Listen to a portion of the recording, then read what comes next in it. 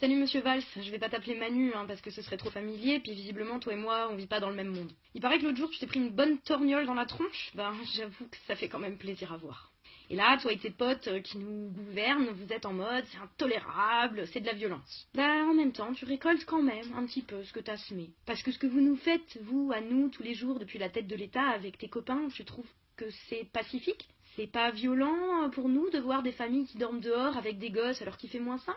C'est pas violent qu'il y ait des milliers de gens qui n'aient pas accès aux soins parce que toi et tes copains, vous supprimez des lits et des postes dans les hôpitaux? Tu trouves pas ça violent qu'il y ait des millions de Français qui ont froid là en ce moment parce qu'ils n'ont pas les moyens de se payer le chauffage, parce que les prix n'arrêtent pas d'augmenter et c'est un petit peu à cause de toi? Et d'imposer des lois par 49.3 à répétition, c'est pas de la violence? Et envoyer des CRS et des flics qu'en plus tu traites mal, gazer des vieux et des enfants dans le métro parce qu'il y a 50 jeunes qui sont en train de refaire le monde à nuit debout sur la place de la République, c'est quoi? Et juste les gens qui ont du mal à finir les fins de mois, à bouffer, à payer leurs factures, ceux qui peuvent plus payer de vacances à leurs gamins ou qui n'ont pas 23 € à avancer chez le Toubib. Et les 360 formulaires à remplir pour aller ramper pour un RSA et s'humilier devant des administrations d'État dont tu as la charge, car je te rappelle que tu es Premier ministre, c'est quoi si c'est pas de la violence? Et un caissière de chez Auchan qui s'est fait virer pour avoir fait une fausse couche, c'est violent ou c'est pas violent? Et ton état d'urgence là qui, très pratiquement, va durer jusqu'à au moins la présidentielle, c'est violent?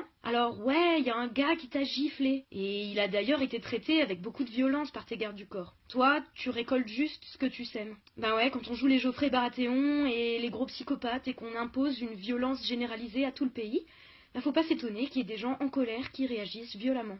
C'est ta violence à toi qui appelle la violence des gens, pas les gens qui sont violents pour rien. Alors Monsieur Valls, j'espère que tu entendras ce message.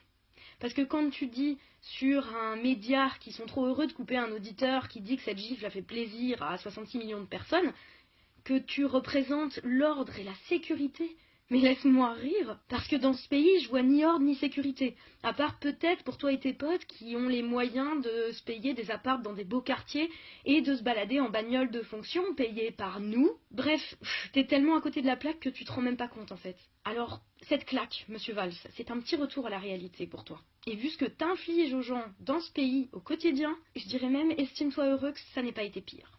Mais encore faut-il que t'entendes le message maintenant. Et t'entendras sûrement pas. Parce que t'es comme les autres, vous vous écoutez parler, vous avez l'impression d'être tous les meilleurs là. Mais vous êtes rien. Monsieur Valls, toi, tu n'es rien. Tu ne fais que passer, en fait.